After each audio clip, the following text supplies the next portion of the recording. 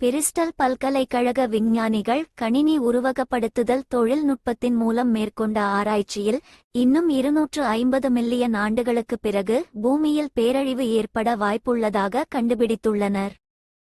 விஞ்ஞானிகளின் கூற்றுப்படி பூமியில் மனிதன் உள்ளிட்ட அனைத்து உயிரினங்களும் மறைந்துவிடும். அந்த நேரத்தில் பூமியின் வெப்பநிலை 70 டிகிரி செல்சியஸை எட்டும். அத்தகைய சூழலில் பூமியில் எந்த உயிரினமும் வாழ இயலாது. பூமியில் நாம் கார்பனை வெளியேற்றும் வேகத்தின் காரணமாக இந்த அழிவு விரைவில் நிகழ வாய்ப்புள்ளதாக விஞ்ஞானிகள் கூறுகின்றனர். 66 மில்லியன் ஆண்டுகளுக்கு முன்பு இதேபோல நிகழ்ந்திருக்கலாம் என்றும் அதன் காரணமாக டைனோசர்கள் அழிந்திருக்கலாம் என்றும் கூறப்படுகிறது.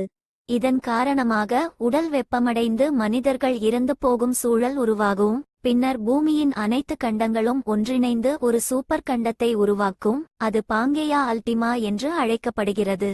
பூமி முதலில் சூடாகவும் பின்னர் வறண்டதாகவும் இறுதியாக வாழ தகுதியற்றதாகவும் மாறும் என்றும் விஞ்ஞானிகள் கூறுகின்றனர். அதுமட்டும் இன்றி வெப்பம் தாங்காமல் எரிமலைகள் வெடித்து சிதறி பூமியின் பெரும்பகுதி எரிமலையால் மூடப்பட்டிருக்கும் எனவும் கூறப்படுகிறது. அவ்வாறு நிகழும்போது அது அதிக அளவு கார்பன் டை ஆக்சைடை வெளியிடும்.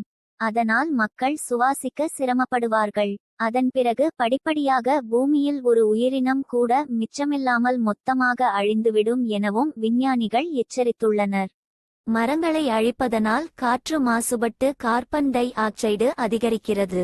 கார்பன் டை ஆக்சைடு அதிகரிக்க வெப்பம் அதிகரித்து உயிரினங்கள் செத்து மடியும். வரலாறு காணாத வெப்பத்தினால் பூமி கருகி அழிந்து போகும். வெப்பம்தான் பூமியின் அழிவுக்கு காரணமாகும் என்பதுதான் விஞ்ஞானம் நமக்கு சொல்லும் செய்தியாகும்.